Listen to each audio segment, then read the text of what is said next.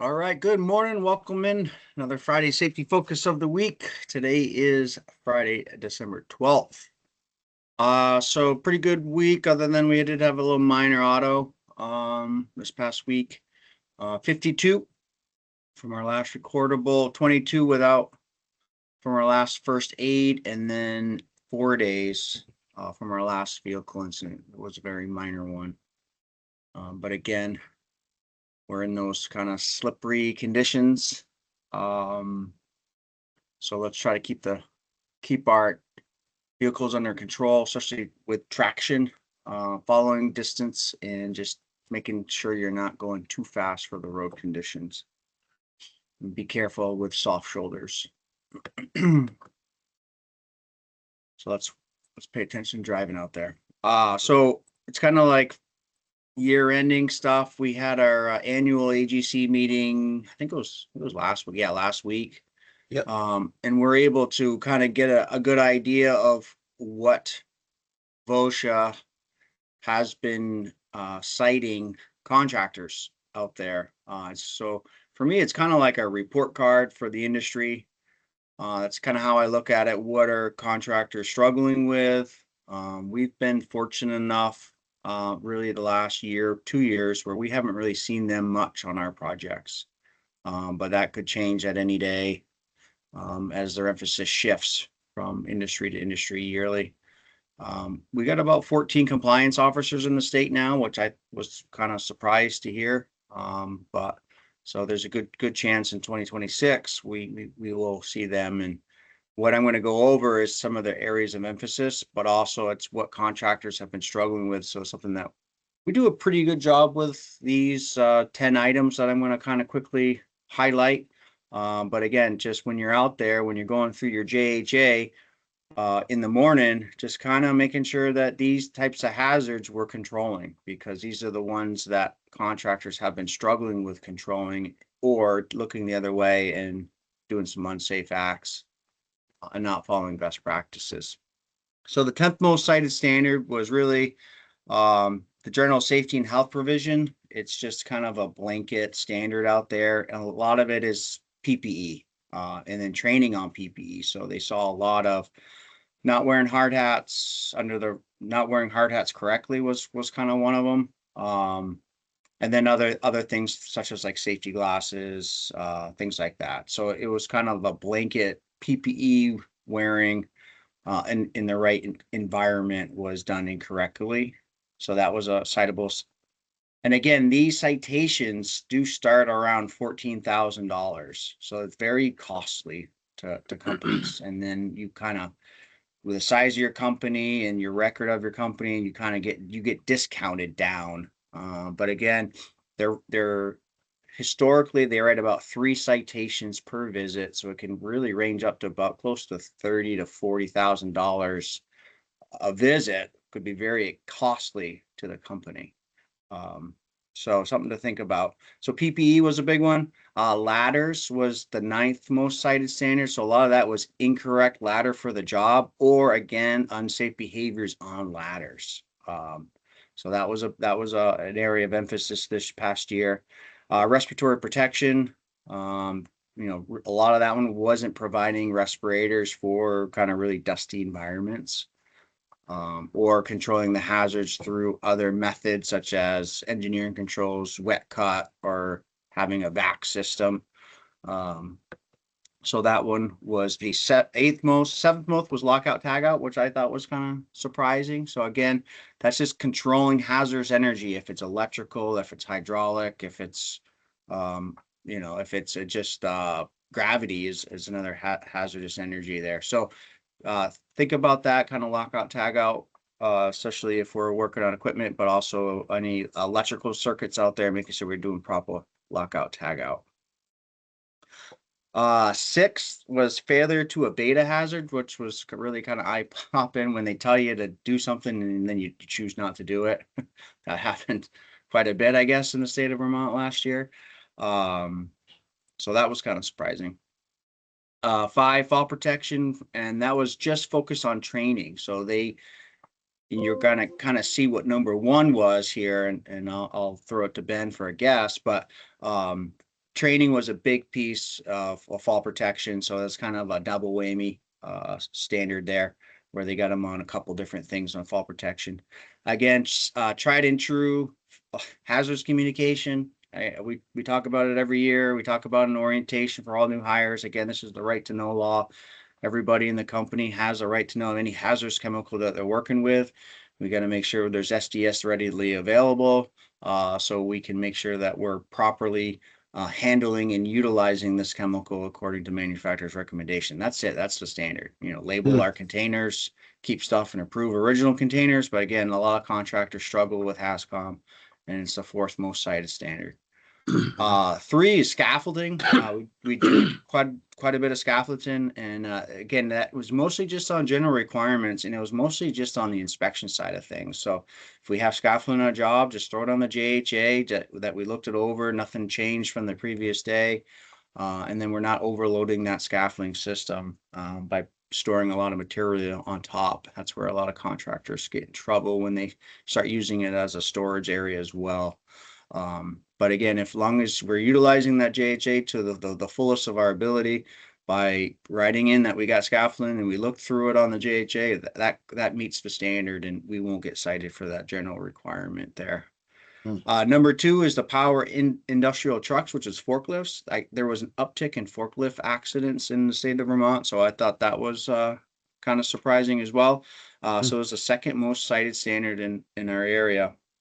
And again, that was a lot of it just general requirements, alternating. A lot of it was a training piece, but also it was using a forklift for not its intent purpose. They were doing kind of some spot checks, and a bunch of really mostly just distribution and manufacturing places were kind of altering their forklift and using it for other purposes in which it was not intended to do. So they got hit pretty hard on that.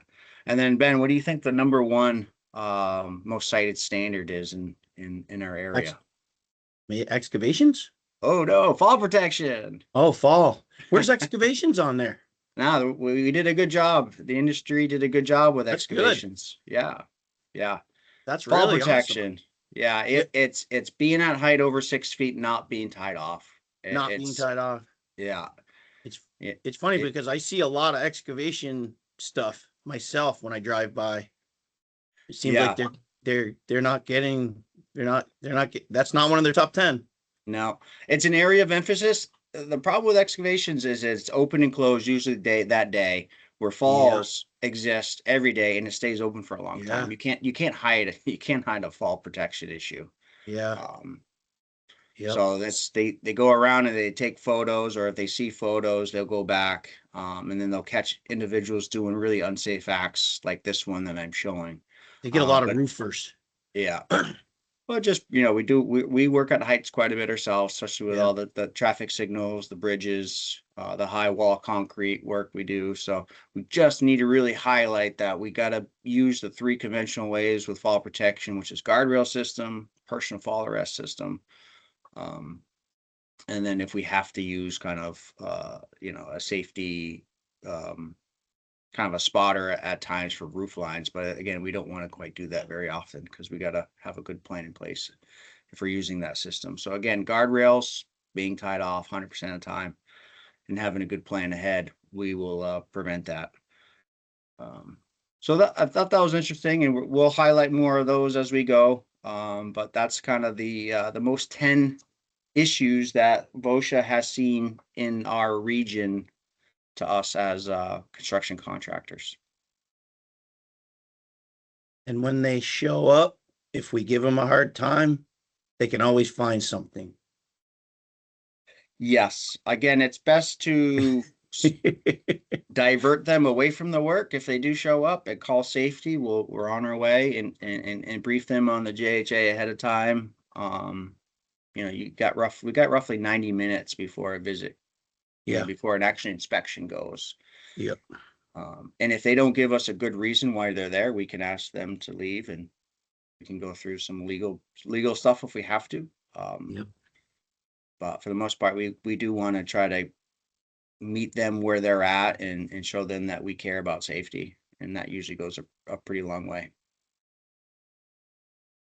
That's a lot of officers that you mentioned, 14 in the state. Yeah. I remember when there was just a few. It's crazy. Yeah. We'll see. We haven't seen them in construction that much, but I think they No. might be coming next year. Yeah. Well, good. Thank you, Matt. Anything else to add, anybody?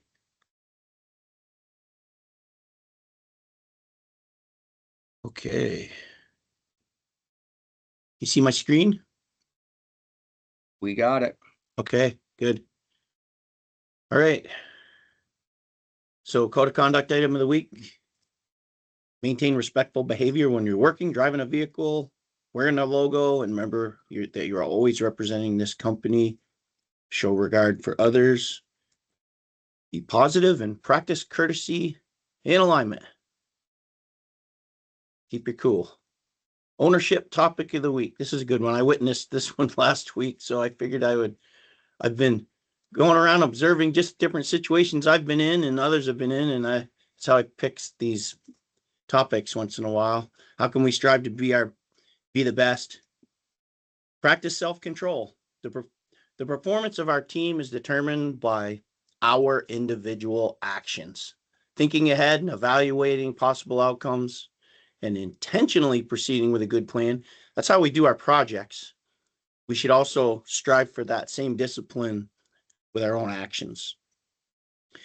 Letting our emotions get the best of us, where I know we're all passionate, without good self-control, it leads us to act impulsively without thinking, causing us to say and do things that we regret. And that's with a lot of times with our verbal stuff, but it relates in a big way to safety, Matt. And Matt and I have all spent a lot of years talking about being impulsive and how that causes accidents and incidents. So that feeling of regret often arrives within seconds when you're still committing that act of saying or doing something that you shouldn't without thinking. And our mind starts to apply logic and it's trying to catch up.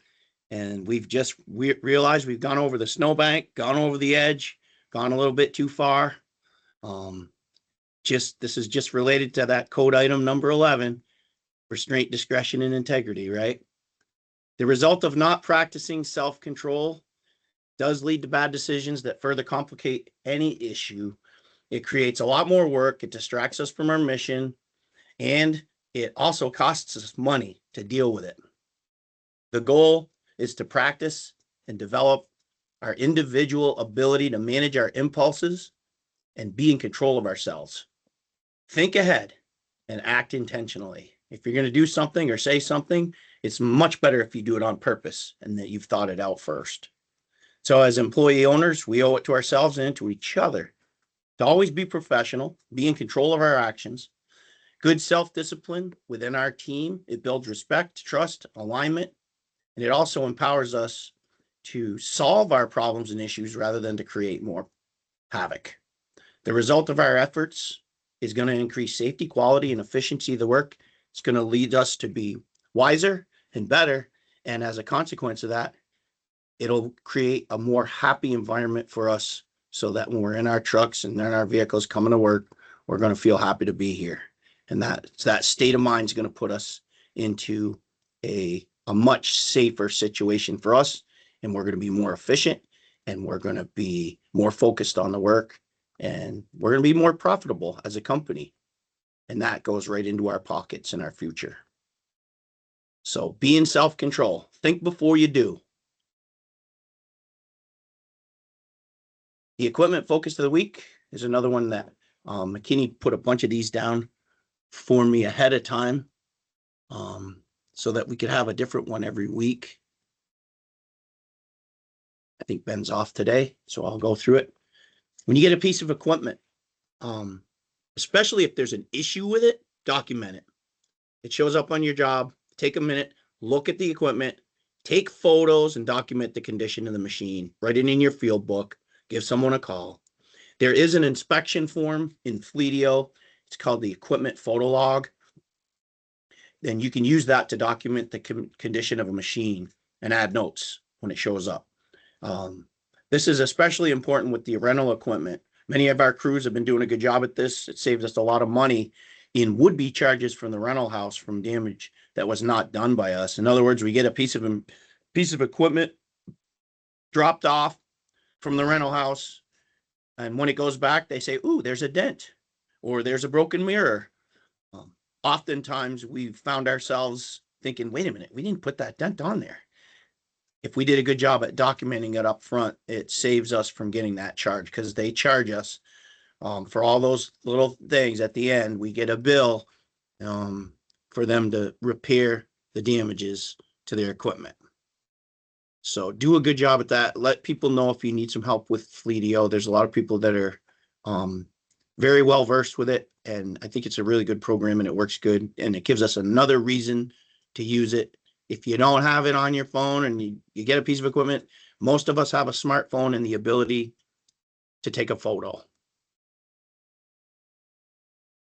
And that adds to our bottom line too, when we don't get on charges that aren't ours. The employee giving this year, the total amount raised this year is going to be split equally. I mentioned this last week. Our committee got together a few weeks ago, and we came up with the Classic Mike Lawyer Foundation, the Josh Pilata Fund. We gave to that back in 2009, I think, the last time, and that's a really good fund that takes care of the veterans that have problems or issues related to their service. There's a safe place that they can go, and there's a lot of help that they can get through the Josh Pilata Fund. And Josh Pilata, he was a guard member in Vermont who actually had some issues, and he actually committed suicide. And so his mom and some of his friends put this fund together to help other veterans. The Ronald McDonald House, that one speaks for itself. They do a lot. We've got one right here, local downtown, that houses people, children and other people with issues at the hospital when they need a place to stay. And the Lund, it used to be called the Lund Family Center. A lot of young focus is on young families and young women and in pregnant situations. And oftentimes there's a lot of help related to issues with people that are using drugs and doing other things and have bad habits. And it gives them a safe place to stay, and they rehabilitate them. And it's a really good thing. So our donations will be split 4 ways between Classic Mike, Josh Pilata, Ronald McDonald, and Lund. In addition to that, all of our clothing sales, the proceeds, we buy all these sweatshirts and jackets and hats. And what we do is the company buys them, and then when we purchase them for a reduced rate, those funds are going to get donated to something that we choose every year. And last year we chose to give this to Make-A-Wish Vermont. So the nice thing is we've got 5 really good causes that we're going to be able to give to. So last year we raised $31,123, and that didn't include the clothing sales. That was all ECI employees that gave that. It was pretty amazing. So this year our goal is $35,000. I think we're halfway there already. I probably shouldn't say that, but I believe that we're halfway at this time. We were close. Last time I checked with Sarah. Remember that no amount is too small. It's the act that we'd like to have 100% participation of everyone, even if you need something to give, I'll give you something to give. If it's $1, if it's $10, any amount is acceptable, and consider what you can do without causing hardship or inconvenience to yourself and your family. There's different ways to give. It's a cash donation. It's ATO, or you can do a payroll deduction of any amount. I remember last year someone did like a payroll deduction of like just a couple bucks a week for several weeks. So let Sarah know if you'd like to participate. I've got Sarah's information right here. Most of us know how to get a hold of Sarah. And let any of your managers know if you want to give. It would be really great to be able to say, and it would be a great statement for us as a company to say that we all participated somehow. So here's the poster for this year that we put up. It's around the office. It's got the logos. You can search online to find out more about any of these groups. So we've got the logos so that they're familiar to you. I didn't put links in here. I didn't have enough time to do that, but I thought that would be a good idea too, that you could just click on them. But maybe I'll put that in there. Although it's going to be kind of too late by the next time we have this meeting, because our holiday schedule says that a week from today is our holiday meal. Is that right? Yes. Right, Matt? 19th? That's next Friday. You are correct. Holiday meal and party. So it's going to be from noon to 3. We're going to pay people to round out their 8-hour day, and we'll send more information on that at next week's. We'll send that language out on that next week, so you know how to charge. You won't get paid for that for the party if you don't go, but it's a good network time to network and be together and celebrate the season. And we'll end up revealing our employee giving. So we got one more week of driving that employee giving. If you have any questions, the safety guys are always out there about, and if anyone has any questions and you don't feel like talking to anyone else, talk to the safety guys when they show up. They can help you to get that to happen. So Friday we're going to work till noon, right? And then we're going to have a little bit of a nice get together. It's going to be catered by the rotisserie, and it's going to be a good time. There's also down below in the email, you'll see the advertisement for creating a Christmas ornament, because there's a contest for that. So a week from then, just about on Thursday, December 25th, we're going to be closed. That's a paid holiday. And on the 26th, we're going to be closed, and we're going to front everyone 8 hours for that day. We're going to take the day off, and what we're going to do is the payroll we're going to use ATO of 8 hours, and the company's going to we're going to give everyone 8 hours of ATO for that day to be used for that holiday. And the reason we do it with the ATO is just because of all the fringe benefit calculations that we do for all our different rated jobs. The fringe calcs are done based on our known holidays, and if we added one, it would mess up our calculations. We don't want to do that. So this is just a little bit of a way around causing a bunch of work for the admin group. So the following week, we're going to be closed on January 1st, and then it's probably going to be not many people here on the 2nd, that Friday. It's going to be an optional work day, you can call it. But if you don't have anything to do, take it off. Take another 3-day week. So we only have one more full week this year. And then we've got next week, and then we got 2 3-day weeks. So I won't read this whole thing, but there is a Christmas tree ornament contest. I believe there's a tree up next door. I haven't seen it yet at 99. Bring an ornament, be creative, like Cody, I think it was your wife that was also part of this. So I made sure to put Christy on this. I'm not sure how much Cody did, but he's taken a lot of credit, but I think his wife had a lot to do with this too. Congratulations, Katie. I don't know if Katie's on today, but when you see her, express some congratulations to her. She received the 2025 Young Achiever Award from the Vermont chapter of the National Association for Women in Construction. This was an award that was given out. I think there were 3 different awards. She got the Young Achiever Award, and we got these at a luncheon at last week's AGC, which is our contractors association that we belong to. And that was last week. A bunch of us went to the lunch. The board of directors selected Katie, she was nominated by one of our fellow employees, which was very nice. And their purpose is to strengthen and amplify the success of women in construction-related fields. They're committed to championing women to impact the direction of the construction industry. NAWIC provides education, community, and advocacy to build women leaders, drive industry change, and increase recruitment, retention, and development of women in all construction facets. They offer professional development, networking, leadership, training, awareness, campaigns to support women in the trades, management, and related fields like project engineering and project management. It's really great. We're so happy to have Katie here.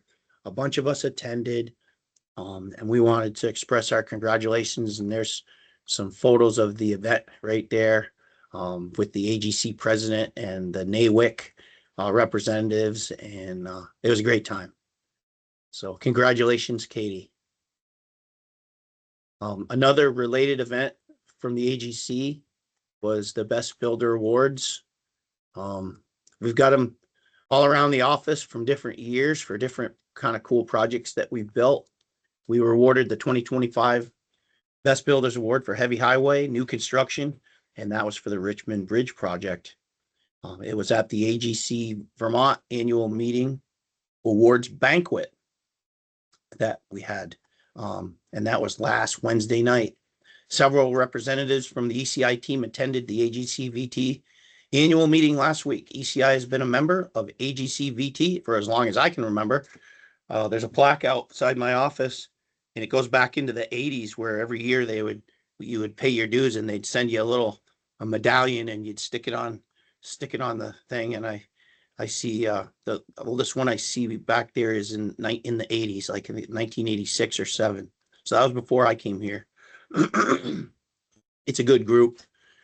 Every year they have the annual meeting, and there's different trainings and networking, and learning sessions. They do a lot of safety training throughout the year too, that they help us with. And each meeting at the end of the year there's an awards banquet. I think I've been to 38 of them now. And we get to sit in a room and eat and hang out with all of our competition and the people that we bid against. And they sit at big tables. So I was talking to Richard Wabi, and even though some of us didn't take our hats off and he gave us a hard time at the award, we had the largest group that went up to receive the award. And they thought that was pretty cool. It shows the team, that we had a big team. It wasn't just in past years, you go to that and you'd see maybe just the president of the company or a couple of people that didn't even step foot on the project receiving these awards. But we try to bring the people that worked on the project, and you'll see that we had a good group of the people that worked on the project and put them up there to get the award. So I've got AGC Vermont's mission up there just for anyone who wants to read it. Here's some photos. The first one on the left, there was a video that came up that featured the job. And I'll try to see if I can put a link of that onto one of our emails so people can look at it. The Best Builders Award is pictured on the right. That's hanging right now in Phil's office for the reason that he superintended that project. And then we've got our group. 1, 2, 3, 4, 5, 6, 7, 8. I think there were 10 of us to receive the award. And Dick Wabi is getting very friendly with Cody there. He picked Cody. I think he picked you as his favorite, even though you had a hat on. And there's the group afterwards, group photo. There's Phil, proud of that. He's proud of that award. He doesn't let it get out of his sight. And a couple of photos of the project. Those are a couple of the photos that were featured in the presentation. So congratulations, everyone, because most everyone worked on that project here and there, all groups. New ECI employee this week, Alex. Welcome, Alex Archambault. Project engineer. You'll see him in 99. I think he's got a seat over there. And I think he'll be working predominantly, I think in the beginning on the maybe the Burlington dredging project. He'll be working with Jeremy. So great person to pair him up with. Project of the week. We got Brad on, Brad Pasker. He's going to present the project of the week, which is the Wilmington Bridge repair. Brad, would you like me to drive? Yeah, you can continue driving, Ben. Okay. So this was down in Wilmington, Vermont. It's a about 3-hour drive from the shop. ECI is contracted with VTrans on this bridge maintenance project located at the junction of routes 9 and 100. Bridge 31 spans the Deerfield River and is nearly a century old. There was a plaque from 1936 on the bridge. Wow.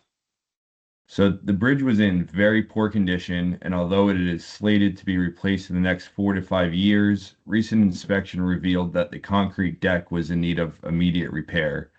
In fact, the week before ECI mobilized, a previous repair failed and AOT scrambled to plate over it. So that photo was taken in late September, early October,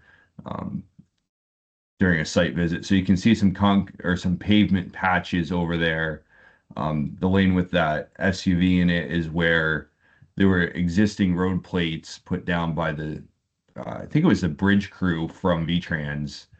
And then the next photo is a snippet of the news release about the bridge failing.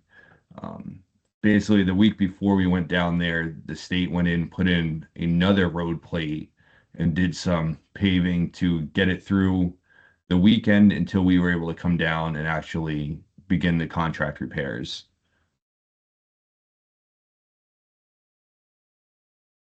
The Wilmington Highway Department helped out with VTrans on that. The panic that erupted from the bridge collapsing prior to ECI's mobilization was actually good press. Instead of people wondering why we were there at a busy intersection, people thought we were there to save the day. Still grievances, but they were happy nonetheless. The job had a October 13th start date and a November 14th completion date. The repair concept by AOT was to remove the pavement, install 1-inch steel plate over the entire bridge deck, through bolting the plate through the deck to keep our angles below it, and then repave it.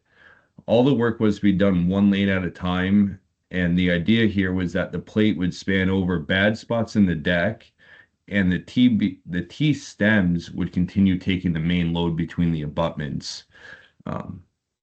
So that's a snippet of the contract plans, which if anybody's done IDIQ jobs, they convey the intent, but there's not a lot of extra to go off of. So you can see the angles kind of in the crotch of the T to the deck itself with 7/8 coil rod.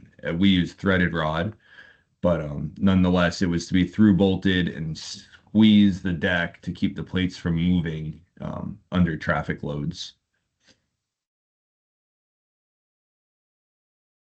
The bridge is immediately west of Route 9 of a signalized four-way intersection. Additionally, an approach signal and a one-way road occurred just west of the bridge. Wilmington is a ski town, home to Mount Snow, and sees a lot of tourist traffic. Route 9 is also the major east-west connector north of I-90, so through truck traffic volumes were high.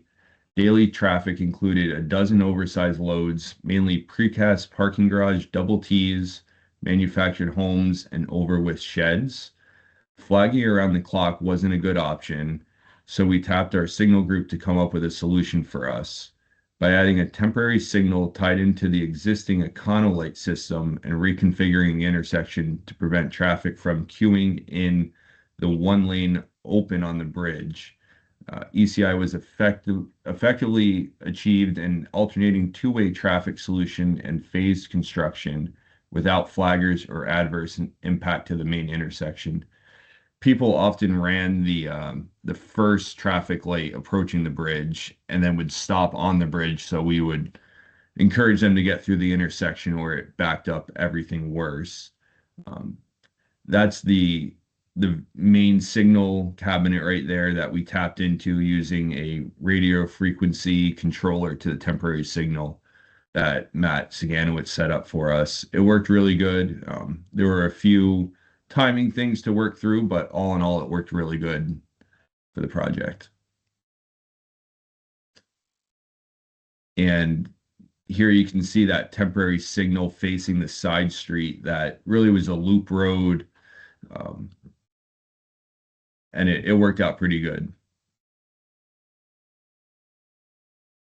Once traffic management was completed, we started the main work. Here you can see we've milled off the eastbound lane, which already had 2 road plates on it. And as we milled it, we found and removed the plates, we found significant concrete issues with the deck, exposed rebar, through holes in the deck. They range from like 2 foot by 2 foot that you can see here to where that excavator tire is a very large hole that you'll see later. And that's the largest hole on the bridge, suspected to be there many years now, but that was about I think about a yard and a half of concrete we poured there. We formed it from the underside with bunks and then just poured it from the top. And it worked really well.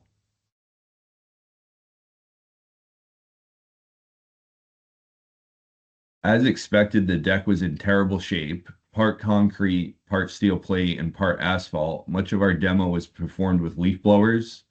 ECI received several change orders on the project. One of them was to perform class 2 and 3 concrete repairs so the steel plate had even bearing. Even bearing of the steel plate was critical to ensure the new pavement was not flexing and breaking up, causing potholes. So here you can see the crew, assisted by the concrete group, finishing off kind of a slab and leveling plate with some 3/8 aggregate mix with we put 4% accelerator in it that day due to the cold weather, and then we Thawzall and curing blankets across everything to keep it from freezing. So that was one of the biggest change orders, and we suspected there would be some issues during pre-con about how to shore the plates up and keep them firm, and this was the solution that VTrans and ECI came up with.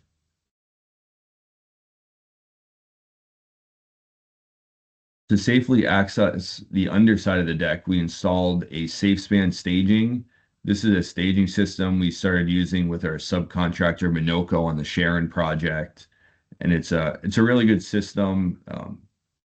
It's lightweight, it's fairly easy to install, and you can see here the 2 guys are drilling into the existing abutments to install the wall plates that hold the cables for the system.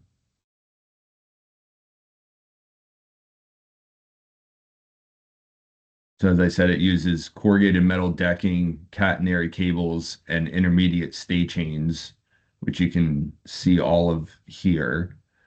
Selecting the locations for some of the anchor points was important because of how deteriorated the underside of the bridge was. So it varied based on the condition of the concrete, but all in all, it held.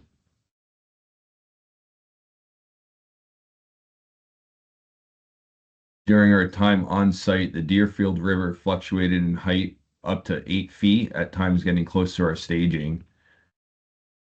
And the next photo here shows the underside of the deck with the angles installed. The layout was critical to keep the angles tight to the T's to kind of give it some lateral restraint if things were to start moving.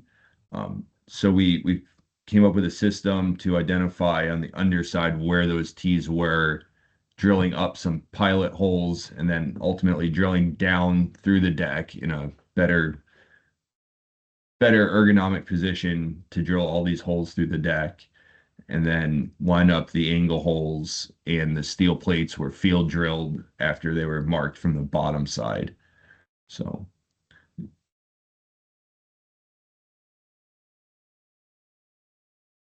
and this is a picture, we coped the steel plates to stay tight to the curb line, which wasn't clear in the plans, but ultimately we were directed to do so, which didn't hurt us at all. So the state supplied 8 foot by 20 foot road plates, and then we had to cut them down to size. and the bridge had a small curvature to it. So we scribed that line off the curb line and then torch cut to match.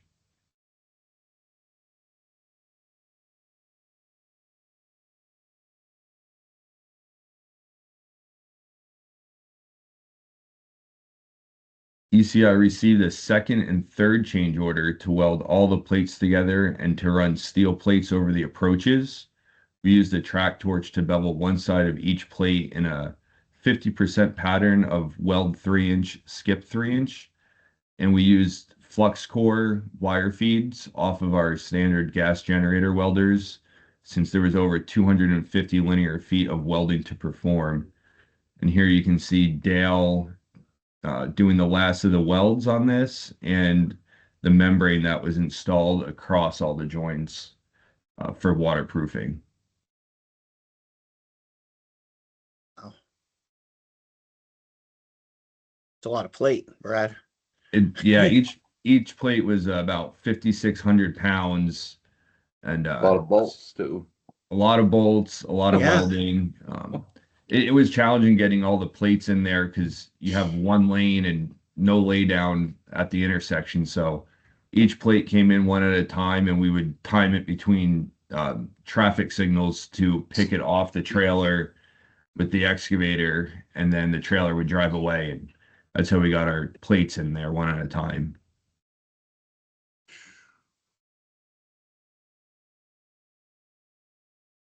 Here you can see the first phase was done. So eastbound lane was paved, and we were working on the west side. The west side was tighter because of the side road and the intersection, but we made it all work, and it came out pretty good. And here was final line striping. So everything is back to normal now, and they have a really good riding bridge for the repairs that they had slated for it. Special. Right before the And- snowstorm. Yeah, we completed the base scope, change orders, and got the project paved and restored the signals the first week of December, just as paving plants closed. We did receive time extensions with our change orders. The project was very successful, and we hope the fix buys enough time for a permanent replacement to take place. That's awesome. You guys did such a good job. They're probably going to leave it for a long time now. Yeah, that's the problem. It really needs to go. It's rough. That's an extensive repair. It looked like in some of the photos, Brad, there was like tons of old repairs just that keep failing. So Yeah, the town and bridge crew, we found a lot of patches, and a lot of those patches had already failed. yeah. Well, thanks for your presentation, Brad. That was cool. It's nice to see some of these far off jobs. We always wonder what's going on. Now we know what you guys did down there. It was pretty cool. Thank you. And I was looking through the photos. I've been looking for this. This is the sign the way it looked when I came to work here. Engineers Construction, AC Paving, and ECI Telecommunications, Telecom for short. Those were the three companies when I came here. We didn't have rail. We didn't have any of the other stuff like concrete was part of Engineers Construction, but AC Paving was its own separate company name, and all those trucks were red. ECI was blue, AC Paving was red. That's why the sign's red. And then ECI Telecom, that was a company that we shut down many years ago and folded it back into ECI. But those were the three companies. And that was probably in the 90s when we took that photo before we took that sign down and switched it to the new one. These are in the late 90s, just some pictures for people to look at of aerial photos of our yard. We used to keep most of the equipment right in where we keep the trucks now. And if you look at the photo down on the right, the lower right, you'll see that where the conference room is now, that used to be our tire shed. That was just a big old tire shed. And where Tom Lawyer's office is, you'll see a big overhead door down there. That was all a shop right through to McKinney's. There was an overhead door. that you drive in on where Tom Lawyer's office is, and then you could drive right through and drive out the other side right through where McKinney's office was. We used to put a lot of our equipment in that bay in the wintertime. And then the back bay that is now the driller's shop, that was all Perry's machine shop until we took it over. And I think we took it over in 97 or 98. So it was probably our shop at that time. But some cool old photos of the campus. I'll turn it back over to Matt now. Yeah, pretty cool. If you're watching a group setting, please kick that over to me. That'd be much appreciated. Let's have a safe day. Let's drive safe. Let's be safe. Let's have a great one.